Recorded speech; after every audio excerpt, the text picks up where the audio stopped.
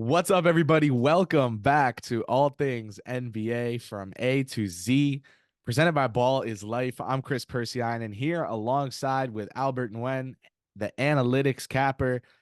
It's the two of us today. This is a different look, different lineup than usual. We got an experimental head coach running the lineups today, and that must not be Steve Kerr. We're out here, just Al and I. Zach is doing fancy businessman stuff on the road, so it's just A and I today. But we're ready to roll. We've got two major topics to touch on. You saw it in the title. We're going to talk Summer League. We're going to talk Olympics, Team USA, the state of things there. So, off season, but basketball, hoops never stop. We're out here talking Summer League. We're out here talking Olympics. Let's start with Summer League because that happened first, right? And that is now over.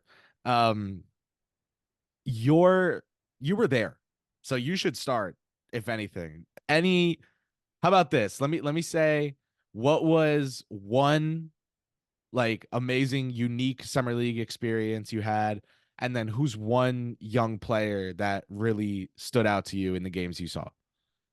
Yeah, thanks for having me again, Chris. I'm excited to jump back on.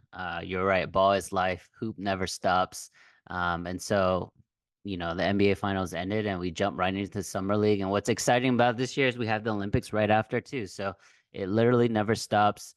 Summer league, this is I've been to this thing a few times now, and I'd say it gets bigger and bigger every year, except this year. I think this year was a little tempered in terms of like the hype, in terms of the people showing up. I was there from like a Monday through Thursday. I went there twice, and I know it's a weekday, but it was pretty dead. And people don't show up until later in the night, especially for the main event, for the primetime show, for the last game. Basically, it's usually a Lakers game. It's usually Bronny James on that Yup. last game, but the energy still was awesome. And for those who've never been there, the cool thing about Summer League is not only the access that you get to front office, staff, players, training staff, people in the media, people creating content. Not only do you get access to that because they're literally just walking up and down the halls like it's nothing, right? Yup. But the cool thing for those who don't know is it's inside two gyms, but you only buy one ticket. So like you can buy one ticket, or not you can, but you buy one ticket to Thomas and Mack, but the pavilion is connected. So you go to like section, I don't know, like 212 or something like that. And it's just a hallway that connects to the pavilion. And that's why there's two summer league games happening concurrently. It's in the same location, just two different gyms. So that's always a cool treat, right? Because you can go back and forth, and it's open seating if you have general tickets. If you have courtside tickets, which I advise against big time, it's a waste of money because it's empty anyways. Even like the even like the Michelob VIP area, that's retail, I don't know, like $600. It's a waste of money. It's unlimited food, unlimited liquor, but you're not gonna spend $600 worth of food. And you're talking to someone that isn't like great with saving money. Like if I like something nice, I'm gonna buy it, right? But I'm telling you right now, for those who have never been to Summer League, one, go because it's an amazing if you're a basketball fan, and two, just buy the general ticket. You get access to both gyms, and it's a great time. Yeah, I plan to go for the first time next year. And I was never gonna get Cooper Flag anything. year. That's gonna be fun. Yup. There was never gonna get anything but the general, the GA. Not the juice can't be worth the squeeze. Like there's no, you know what I mean? Like there's no way. So I hear you on that. What was so you would say like the a fun experience you had was like the fact that the gyms are connected, the fact that you could go back and forth, but you talked about, the Lakers, the Bronny James environment. What was that like? Yeah, so previously, so I mentioned that I think this is the fourth or fifth year I've been. I think it's the fifth year. And every year there's always a hyped rookie that comes out that Of gets all, course. all of the excitement, right? I remember Lonzo's year was super fun. Zion's year was fun. Morant's year was really fun. And I'm talking about like people would fill up the building and anything those players would do, people would just go nuts. We didn't get the same type of hoopla when it comes to Bronny. Maybe because he didn't make enough plays. And again, I'm not going to analyze him as a player right now because I think he is a super development type of player. Um, but he still filled the building, and that's a second round draft pick. I know his name is Bronny James, but a second round draft pick filling up the Thomas and Mack Center is impressive. No matter how, how you want to splice that. So props to him. I do think the last two games he played, he showed some flashes that he can be a contributor on an NBA team. So props to him. And I think what we see this past week is really just the tip of the iceberg for him, but for a lot of guys. These guys are going to go through a full season of training, full season of development. A lot of people don't know. Kris, you know more than most because of the way you study drafts, the way you cover college basketball. But these guys in college, although they're collegiate athletes, in theory, they're also supposed to be studying. They're supposed to be going to class. They're hanging out with friends and they're partying. This is really the first time where basketball is truly their job 24/7 and they're getting state of the art, medical treatment, state of the art rehab, prehab, all of it. So these guys development is going to be completely different in terms of their arcs compared to, their previous 1, 2, or 3 years in college. I feel like on every single NBA prospect, obviously there are exceptions, right? Like sometimes you want a player to slim down, but on every single first round NBA prospects, like scouting report, you'll see somebody out there say like needs to bulk up, will be better at XYZ when at NBA size. Like it's just different when your life is being a professional basketball player as opposed to Yeah. being an amateur, even if college players are basically pros nowadays. Um, it's a student athlete thing, like you said, right? So speaking of these young fellas and where they're at right now, the one young player that intrigued you the most, who's someone you saw that you Yeah. were like, okay, I didn't know much about him, but he might be a dude. Yep. Yeah. Yeah. So I watched the Chicago Bulls game on Wednesday night. I think it was Wednesday night, Tuesday night, all the way through. And their rookie Buzelis is a player, man. I think he's gonna do really well in this league. We talked about this a little offline, Kris, but he's tall, he's slender, he's slightly built, but he's actually taking people to the rack, which is an awesome mentality I love to see. And even though the Bulls blew that game, which is such typical Bulls, whether it's the NBA or the G League, but Yep. And Chicago is it yeah, was to the Pistons, which is crazy, right?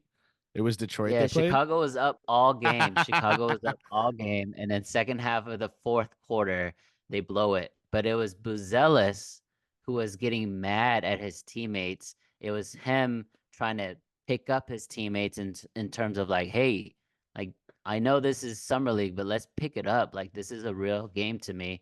And so I like that type of fire. I like that type of attitude. And I don't think I've said that about a Chicago Bulls draft pick in a really, really long time. Listen, man, he had 18 that game on 1 for 6 3-point shooting. But he was 7 of 18 from the floor, which means from 2 points, he went 6 of 12. Take it. 2 steals, 4 blocks, right? Like he was hustling out there. That was a cool Yeah, game. And that wasn't even his craziest game, right? Like he dropped 30 one night. Um, he's a that player, man. He's a yeah. player. So he is definitely someone who um I had him in my lottery for this draft class, but like that's not, you know, that's not necessarily a huge um huge compliment in a draft class that pretty much everyone on the planet agrees is weaker. Um Yeah. but the that game that you talked about, right? Like he went up against Ron Holland, his G League Ignite teammate, and he had a good showing. So what I think the most important skill I saw from Buzelis in the summer league was the fact that he would grab a rebound. Not that he grabbed like a million, like he wasn't an insane rebounder in summer league or anything, but he would push it up the court himself after. And that's Yep. like very Yep. modern NBA. Like, someone like KG would do that, and you're like, oh shit. Big man's got a handle, whatever. Like now it's like, okay, and can he shoot? Can he dribble? Can he? But still, I was still impressed by Modest and his confidence he played with. But then again, I guess I shouldn't have been. He's a very confident kid, always calling out Zachary Risachet, trying to say like he won't play me one on one because he knows I'm better than him, and like it's Oh, I didn't know about that story. kind of like a one sided beef. But whatever. That's that he's got that dog. So yeah. Any other takeaways? Like for me, summer league, I watched every Nick game. I did shows for it. I tried to catch as many other games as I could. Tell me about TK. Tell me. Mm, okay. He's so saucy, bro. He's so nice.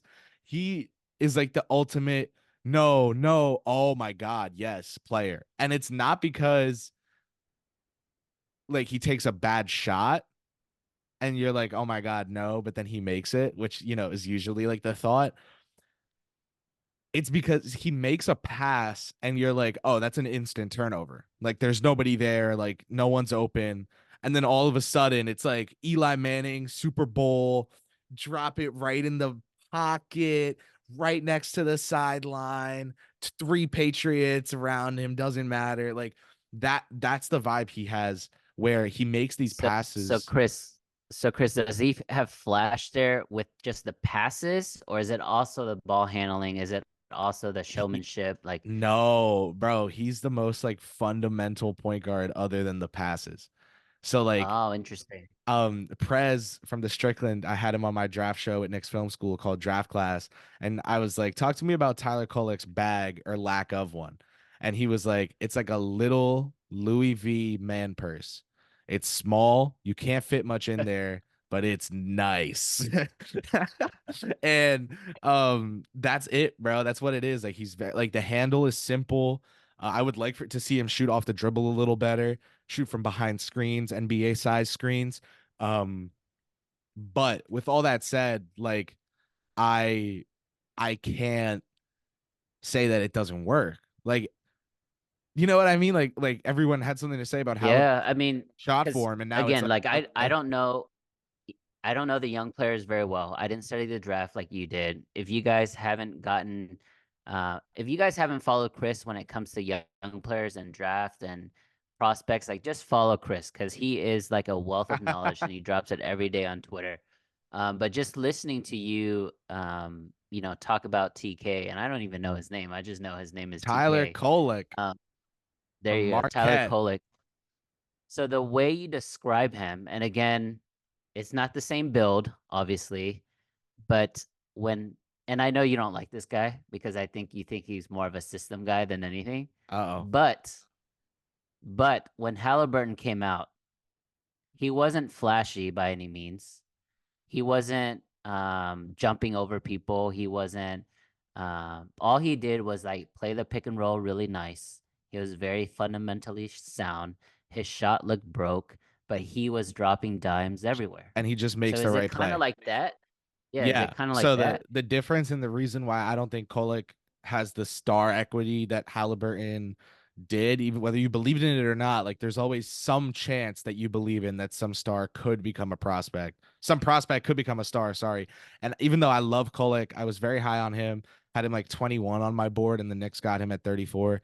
Um, I will say I don't think he has the star equity that Halliburton did, and that's because he is 6'2" with a 6'3" wingspan. So Yeah. Halliburton is Yeah. 6'5", right? Like th- there's just a huge size difference. Also, um, it's funny because coming out of college, everyone like the big worry with Halliburton, including by myself, was does he have a mid-range pull-up? Does he have an in-between game? Can he get loose? Is he a real creating point guard? Is he more of a connector? And even though I do to this day think that he's more of a connector, I mean that now in a completely different context. Like, we have so many initiating bigs that like you just pair him with one of those and you're set. Like he's your number two. Kolek, I don't think would be a number two on a championship team ever because he just True. he doesn't have the in between game yet, and he doesn't have the size. So Yeah. like backup point guard playing 18 minutes a game for like a good contender can absolutely see him playing that role because in the NBA, like if you're the backup, you have to, that means the team believes in you to start to some extent. Yeah. Because if someone goes Yeah. down and you have to step up, that's it, right? So like, you don't sign like a backup quarterback as a UDFA from a D3 and be like, well, they're never going to play anyway, right? Like, no, like you have to be ready for the possibility that they're under center week one, right? So, Yeah. And this isn't meant to be a TK podcast, so I'll stop it with one more question. Is he like a Rondo light? okay, so Rondo had like so much athleticism. Rondo is such an underrated like physical athlete, and defensively, he's at a level that And his Kolek wingspan was nuts. no, Yeah. exactly. And he's at a level that Kolek he was at a level defensively that Kolek might never reach. But when you talk about Tyler Kolek, you can think about like it's tough. TJ McConnell is like the fan favorite comp, but their games like Kolek's a better shooter already than McConnell is. McConnell's also more athletic and he's faster than Kolek. So it's kind of like what Mm. a comparison's a good comparison until you get to three, but he's this, but if he Yeah. had this and if like right, like a water bottle is the same thing as a cell phone if the water bottle had data and a chip in it and a touch screen and it could make phone like at that point you're Yeah. like you're kind of off it. But with Kolek, I think like player comp is so tough because you kind of have to throw back a little bit to like the olden days, right? Like, could you see him get to like this is a Nick, right? But like a Mark Jackson style of play. Um, That's pretty high, man. that That's would be pretty like a high. ceiling, right? I think Yeah. like again, Peyton Pritchard not as good of a passer as Kolek is today. So like all these Mm. little like comparisons to small. You know what I'll do? I'll give you this. If I had to give you one player comp, I will give you 30-year-old, 31-year-old all-star Goran Dragic. The dragon. I Like like it. when he made it as an injury reserve, Yeah. that's the player that I'll comp Okay. Kolek to. Okay. All right. I mean, that's a solid player. That 34 in a week draft, you're telling me. Let's talk Olympics, right? So, Team USA, there's plenty to talk about. I suppose where we have to start is these exhibition games. And the Team USA was 5-0. Um, that was that. They beat France and Germany. They beat South Mhm. Sudan by 1 point. That kind Crazy. of Yep. freaked people out. They squeaked by Germany, right? They It's should not have like lost. Germany was up 82-81 with 4 minutes to go, but again, who comes through, right? Bill Simmons said in like 2008 that the easiest way to find out like the real NBA pecking order is to look at Team USA. And now obviously with 40% of the league being international players, it's a little different, right? Like you have your Giannis's and Jokic's and your guys like Dennis Schroeder who aren't even in the league but pop off in international play. But you look at the pecking order on Team USA, and one thing is clear: LeBron is still the king. It's crazy to think about, and people who follow me understand. Like I absolutely love LeBron and everything he's accomplished, but just take his name out of it and just think about it from like a 30,000-foot view. A 39 going on 40-year-old, and he's played 22 seasons in the NBA. This is his fourth Olympic Summer Games, and he's still the best player. Like, I don't understand how people can hate that. You know what I mean? I think they hate it because of the name and all the crap that he's done off the court and the things he said. That I understand, but as a basketball player, as a basketball savant, it's incredible what he can do. And Steph has been off in the fourth quarter. I expect him, and I'm not a Steph guy, as you know. I expect him to go off in the Olympics when the games really, really matter. It's just like any great shooter, and he's the greatest shooter of all time. I think Steph is going through this slump just to get over it right in time for the real games to start. Like, I'm glad we agree that there's no doubt that Steph Curry is going to be an insane force for this team USA. But to me, that's also kind of like the two most important storylines. To the one that you can admire is the fact that KD, Steph, LeBron are still like the dudes, right?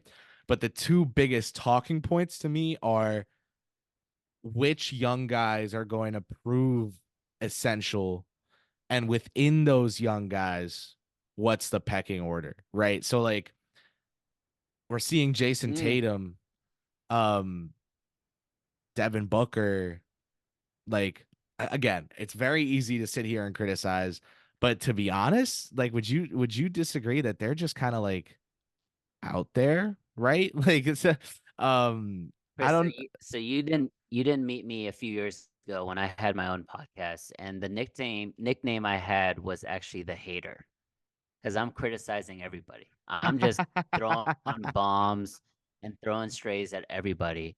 And I'm just gonna be honest. I think Devin Booker has looked terrible. Jason Tatum has looked terrible. I think Anthony Edwards is awesome and he's on the trajectory to be an all-time great, even though all-time he's, great, just but yeah, even though he's just in year 4 or 5, but there it the is. hype is way too much, way too early. Just I want to see more.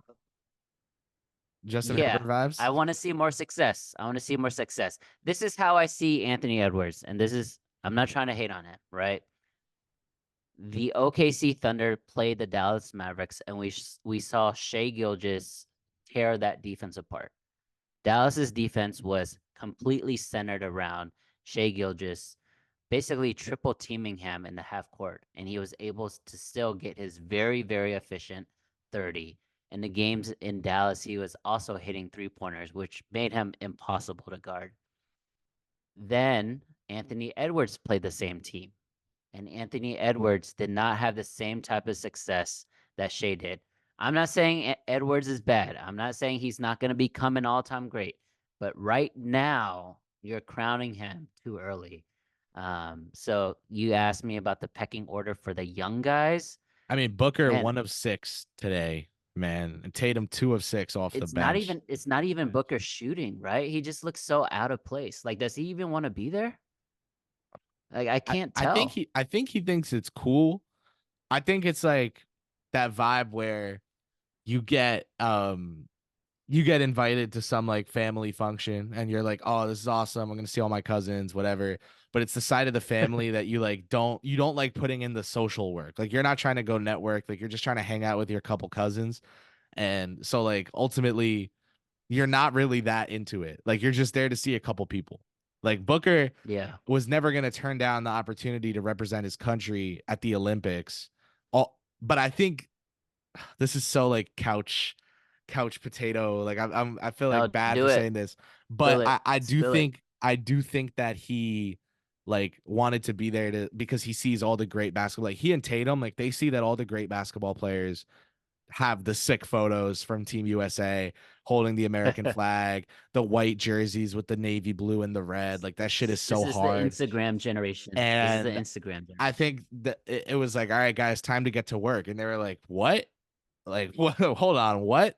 Like, I think they came in with the mindset that they can coast by these other countries. Meanwhile, you have LeBron, who's been on a team with Kobe, who truck sticked Pau Gasol less than a minute into a game just to set the tone, just to be like, yo, by the way, that's my dog, but not right now. Like, we're at war. And Tatum and Booker are kind of just like, okay, we're here, like, whoa, You know who's America, putting in the work? You know Derek who White, is putting in the work is Derek White, Derek White. Drew Holiday, Bam Adebayo. Like these AD, guys are actually, AD has been the yeah. best player, arguably, AD's on the playing like team. the best big. He's playing that like the best big in the world right now. Which Lakers fans, you've seen flashes of Should be this, and you see it. furious.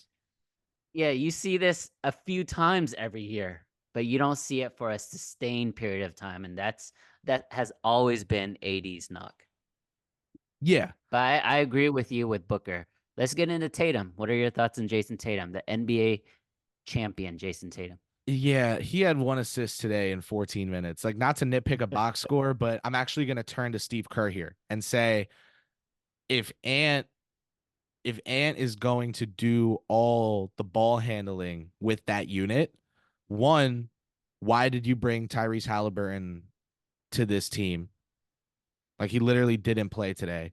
Maybe he had like something medical. They want to just make sure he's fine for the Olympics. I'm not going to say he was like dramatically benched, but that's what it looks like, right? It looks like he was just benched. His minutes went down every game until they were 0. That says something to me. Um, Tatum should be doing more of the ball handling with the second unit than Ant Edwards. Like, okay, here's the thing. If you're going to go Book, Bron, Drew, Curry, and Embiid in the starting lineup, that's awesome because LeBron, Embiid, Drew, Booker, Steph, all 5 of those guys can rack up great connective passing and assists, hockey assists, whatever, right? You don't go out there to get the most assists. You go out there to score the most Real points. quick, real quick, Chris. If KD comes back, do you take out Booker or Drew? Booker. Yeah. Who's giving you KD is just a better version of Devin Booker. who's giving you more when the ball's not in their hands? Yeah, true. Like, it's kind of They loud. do need It's loud. that was one weakness. Yeah, that was one weakness that I thought heading into the games is outside of Embiid, and this is before AD and Bam have been unbelievable together, right? Let's just call it like it is. They've been awesome on They've been defense, and so good. they've been playing like bigs, which is great to see. I thought heading into it, they were gonna get clobbered by the Jokic's, the Wagners, the Giannis's, but they've more than held their own, and in fact, they've actually outplayed all of them. So, I don't think size is an issue for them, but having a 7-footer in KD, that not only his offensive greatness, but the things that he can do, just rebounding, small things on defense, I think that would make a bigger difference than someone like Devin Booker. Right. So here's the thing. If you're gonna go with um those 5 in the starting lineup, the second lineup then is Derek White and Tatum and then AD and Bam. So White's the nominal point guard, but Ant's doing literally all the ball handling. So Yeah. then here's my thing. We just watched a player who's known as a superstar play the role of drive and kick. Drive, draw 2, kick to the open teammate. He did not win finals MVP for playing that role, but he won a goddamn NBA championship.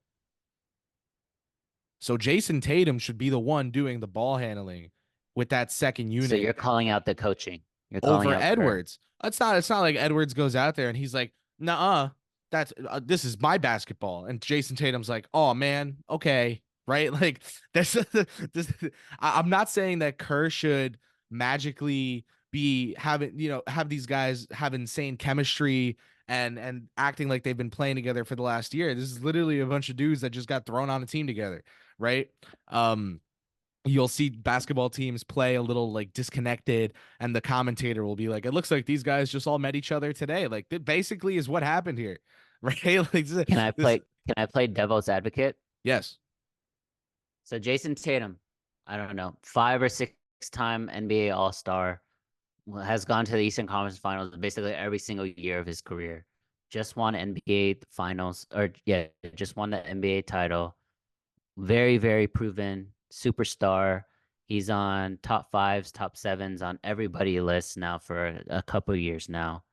Shouldn't he vocally say, "Hey, Ant, this is my team. This is my unit"? Why is he passively deferring? I'm not saying they need to have this like direct conversation. I'm right. not Like, just saying that show at it on all. the court. Just be like, I'm the dude. I am the champion. So give me the ball type of thing, right? Like I want to see that. I want to see that. You don't have to be a vocal leader. I just want to see like some more of that, like that alpha mentality, and that's why Ant is grabbing it. I bet Ant is just like, you know what? No one's gonna grab it. I'm the alpha on this unit. I'll just get it. I don't think anybody told Ant, hey, I should be the point guard in the second unit. Um, I I can't I can't disagree. Like he just has to assert himself. Um, maybe that's something he needs to talk to Kerr about privately first. That's what I would do. But like Ant is an amazing scoring weapon. Use him like one, right? Yeah. Like if you're gonna start Drew, then okay, but maybe okay, maybe the plan is to have Booker play bench point guard once KD is back. Because I can roll with that. The the plan, in my opinion, should be the Celtics three and 80 and Bam. That should be your second unit. So you're That leaving unit, Booker starting. So you're benching that Drew. You're unit, benching Drew, not Booker. I, I'm not high on Booker. I know you have to play him. But I think if we're talking about cohesion, if we're talking about team, not only sharing the ball on offense, but defensive rotations, things like that. If you're looking for a unit and you want your second, if you want your bench five to not only um not only keep the game where it is, but expand the lead, right? You would hope once the starters sit down, you have a 5, 10, 15 point lead, and you want your bench to come in because this is the US. Like we have more depth than any other team. The second unit should come in and expand that lead twofold. And I think if you want to do that, you have the NBA champions. So you have those three guys. They're already slotted in their perfect positions and you have AD and Bam just flying behind them. Like think about that as a team. That those five could probably beat the US starting five, to be honest. I hear you. I hear you. I know like But it's not gonna, yeah, politics and politics it's not plays gonna into all happen. of this. Yeah. Like Adam Silver Yeah. literally Edwards, has say Kerr, over who gets on this team in the first place. So agreed. um, Yeah, agreed. whatever. Dude, David Stern used to help decide which WNBA players made the like women's Olympic. Like I don't know, man. Well, the WNBA is in a much better spot now oh my than God. ever before. So yeah. We need like an offshoot podcast, bro. I'm trying to get these takes off about Enrique and about I'd love to talk about the W. I would love um to talk about the W. all right, we'll Awesome. start doing that on the show. That said, Team USA, like you say, 30,000 foot view. Let's do it. Who's the biggest threat to them? Is it themselves? Is the biggest threat to Team USA a lack of organization and stable pecking order within itself? And will they win gold? So I think gold is free money. I know it's probably like minus 500 or minus 1,000. I haven't looked at the odds at all, but it's free money, guys. Like if you want if you want to put $1,000 to win $1, the US is your pick. They're But I'm minus just looking at 500. a 500. Oh, that's interesting. So I'm looking at their group. They have Puerto Rico, Serbia, South Sudan, who they barely just beat, and then the US. Um, But we can agree they'll definitely beat uh, South Sudan if they run into them again and like yes, yeah. yes. The biggest threat for them to me, and maybe you have the odds. Who's number two right now on the Number list? two to me, without looking, should be Canada, and it is. Yeah, with all They're those NBA players and the talent there, it they're makes sense. plus they're plus 11. France is plus 12 with the Wemby Gobert front court. I think it's a little overhyped. Wemby is ridiculous, and he's still only 20 years old. Like it doesn't make sense how good he is already. I'm so Um, glad that he's not in the Eastern Conference. Sorry, but like yeah. Um, I don't think there's value to pick France right now just because of the Wemby hype. I would probably look at Canada, which makes a lot of sense. And Australia in that first game against the US in that first half, they showed as a team they can really play amazing defense with Green and Exum and those guys. Like they have a lot of great defenders. They're just super undersized. I think Green plays the four for them, which is crazy. Um, yeah, yeah, I'm excited to watch it, Chris. I love that it's basically gonna be prime time here, which is amazing, right? Instead of like 2 in the morning, it's gonna be like 10 at night. Yeah. Um, I will Who's your probably dark horse? I will probably be watching anyway. I would say Dark Horse, man, is like I, I want to say I don't have one. Um, Yeah. but if I had to, like a point 0.1 unit sprinkle on the Aussies plus 4,000. Um, I oh Germany plus 3,000 might Schroeder and the Wagner. Okay, yeah, I'll go Germany plus 3,000 is like the dark horse, but I think the favorite who is minus 500 is going to win. Like that's just where I'm at. Yeah, Germany's in a really tough group. So they have the aforementioned France with Wemby. They have Brazil, and Brazil always brings a great team there just because of the way they share the basketball. It's really hard to stop them in the half court. And then Japan. So they're four quality teams. Like Rui is on the Japanese team, for example. But like I said, I think the US is free money. There's a guy that I think is gonna make the leap in terms of like not NBA stardom, but like I think he's gonna become like a real starter in the league because of all this experience in international. And that's Dyson Daniels. What are your thoughts on Dyson? Listen, man, he can play. I was low on him coming out of the draft. I did not have him in the lottery. Um, but I do think now that those expectations of being such a high slotted draft pick are like kind of off him a little bit, he can thrive next to Trae Young at the NBA level. Internationally, he's looked good this summer. He's defending his butt off, and Yeah.